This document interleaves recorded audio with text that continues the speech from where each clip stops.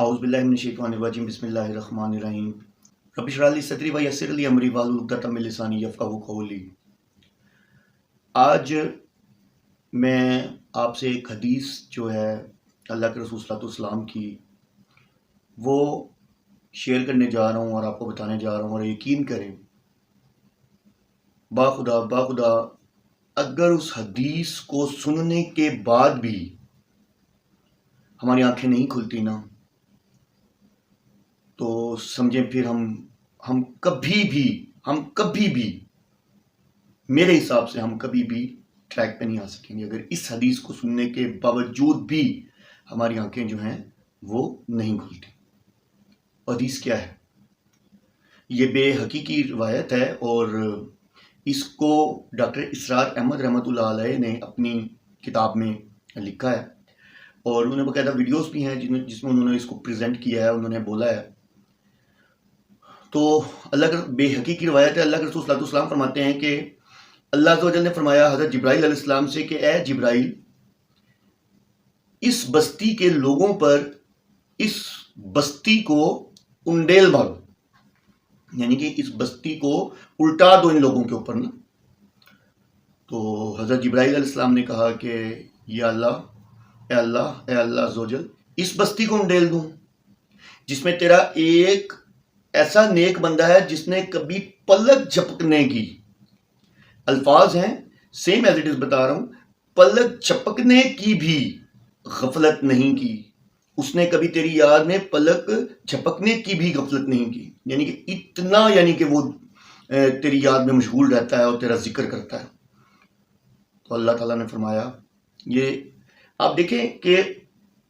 یہاں آپ کو یہ بات کو سمجھنا ہے، یہ بات آپ کو سمجھنا ہے کہ اللہ تعالیٰ نے آگے سے کیا فرمایا۔ اللہ تعالیٰ نے فرمایا کہ بستی کو اٹھاؤ اور سب سے پہلے اس کے اوپر دے مارو اور اس کے بعد پھر باقی بستی والوں کو اس کے نیچے دبا دو۔ تو حضرت علیہ السلام نے فرمایا یا اللہ کیوں، ایسا کیوں؟ تو اللہ تعالیٰ نے فرمایا کہ یہ وہ شخص ہے کہ جس کا چہرہ، وجوہکم کا ذکر ہے، وجوہ چہرے کا ذکر ہے کہ چہرہ کبھی میری غیرت کے خاطر سرخ نہیں ہوا، میرے دین کی دھجیاں بکھرتی رہیں، بکھیری جاتی رہیں، لیکن یہ کبھی آگے نہیں بڑھا، اس کو صرف اپنا ہی تھا کہ میں جو ہوں میں بس اللہ تعالیٰ کی طرف سے، میں اللہ مطلب میرا رجحان اللہ کی طرف ہے، میں اللہ کی طرف میں اپنے اعمال پورے کر رہا ہوں، مجھے کیا لینا دینا۔ کبھی اس نے، اللہ تعالیٰ فرمائیں گے میرے دین، اللہ تعالیٰ نے فرمایا کبھی اس نے میرے دین کی طرف، میرے دین کے لیے کبھی بھی تگ و دو نہیں کی، اس کو ذرا سی بھی غیرت نہیں آئی۔ تو اس کے اوپر بستی کو سب سے پہلے انڈیل مارو۔ اب آپ دیکھیں اس حدیث میں آپ کو کیا بات سمجھ آتی ہے۔ اب بات یہ سمجھ آتی ہے کہ جیسے ہم پہلے سنا کرتے تھے کس سے ہمیں بتایا جاتے تھے، ہم سنا بھی کیا کرتے تھے کہ یہ فلاں ایک انسان ہے، وہ اتنے نیک ہیں کہ انتہا نہیں، کہ ان کے مطلب ایگزامپل ہے کہ ان کے گھوڑے نے بھی کبھی کوئی حرام کی چیز نہیں کھائی ہوگی، یا فور ایگزامپل ان کے بچوں نے بھی کبھی، انہوں نے اپنے بچوں کو بھی کبھی حرام نہیں کھلایا ہوگا، اور کیا ہے کرتے وہ انگریزوں کی چاکری ہیں، انگریزوں کے بعد نوکری کرتے ہیں، ٹھیک ہے۔ اسی طرح سنا کہ ایک انسان بہت نیک ہے جی، وہ جی بینک میں کام کرتا ہے، اس نے کبھی جو ہے مطلب یہ ہے کہ وہ ہر وقت تہجد گزار، نمازی، پرہیزگار، اور کیا، لیکن کیا ہے کہ لقمہ کھلاتا ہے وہ اپنے بچوں کو بینک کی اس کا۔ ایک تو ہوگی شدت یہ کہ آپ مشغول ہو گئے صرف اللہ کی راہ میں کہ بھائی بس میں تو اپنا کر رہا ہوں، بس ٹھیک ہے۔ ایک ہے کہ میں اپنا ہی کر رہا ہوں، مجھے جہان سے کیا لینا دینا، میں نے کون سا ٹھیکہ اٹھایا ہوا ہے جہان کا، ٹھیک ہے، اور اللہ کے دین کے لیے لوگ کام کر رہے ہیں نا، بس ٹھیک ہے۔ تو یہ دو طرفہ جو معیار ہے، دو طرفہ سسٹم جو ہم لوگوں نے اپنے ذہن میں بنایا ہوا ہے، یہ حدیث اس کے اوپر پوری اترتی ہے کہ ہمیں اپنی تو پرواہ ہے، ہم اپنی پرواہ کے بارے میں سوچ لیتے ہیں کہ آیا کہ جی میں تو دیکھو نیک کام کر رہا ہوں، میں تو تہجد بھی پڑھ رہا ہوں، میں تو روزے بھی رکھ رہا ہوں، میں تو 5 وقت کی نمازیں ہی پڑھتا ہوں، میں تو زکوٰۃ بھی دیتا ہوں، میں تو ہر طرح کا نیک کام کرتا ہوں، لیکن کیا میں اللہ کے دین کے لیے کام کرتا ہوں؟ کیا اللہ کے دین کا جہاں نعوذ باللہ معاذ اللہ مذاق اڑایا جا رہا ہے، یا اللہ کے دین کی جہاں اللہ کے دین میں تفرقے پھیلائے جا رہے ہیں، کیا کبھی میں نے وہاں اپنی آواز بلند کی؟ جہاں اللہ کے دین کے لیے لوگ لڑ رہے ہیں اور ان پہ ظلم ہو رہا ہے، کیا میں نے کبھی ان کا ساتھ دیا، ان کے لیے اپنی آواز بلند کی؟ نہیں، میں نے کبھی بھی نہیں کی. تو میں برابر کا شریک ہوں اس میں، اور میں سب سے بڑا گناہ گار ہوں، کیونکہ میں نے اللہ کے دین کے لیے کچھ بھی نہیں کیا.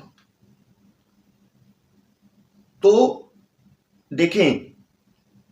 ہم اکثر اس لفظ کو جب ہمیں کہا جاتا ہے ہم اس دنیا میں کیوں آئے ہیں، ہمیں اللہ کے دین کے لیے محنت کرنی ہے، کام کرنا ہے، ہم اس لفظ کو، کیونکہ ہمیں اس لفظ کی گہرائی کو نہیں سمجھایا جاتا. ہمارے گھر تو آیا جاتا ہے، ہم ٹولے میں آتے بھی ہیں، ہم بیٹھتے بھی ہیں، گپ شپ بھی لگاتے ہیں، ہم باتوں باتوں میں صرف کہتے ہیں ہم اس دنیا میں کیوں آئے اور ہمیں یوں لایا گیا، دین کے لیے محنت ضروری ہے. لیکن دین کے لیے محنت کیوں ضروری ہے یہ نہیں بتایا جاتا. کہ رب کو پسند کیا ہے، رب کو تو پسند یہی ہے کہ اس کے دین کے لیے کام کیا جائے، یہ نہیں بتایا جاتا. اگر یہ بتایا جائے، اس کی اہمیت سمجھائی جائے، تو کیوں نہ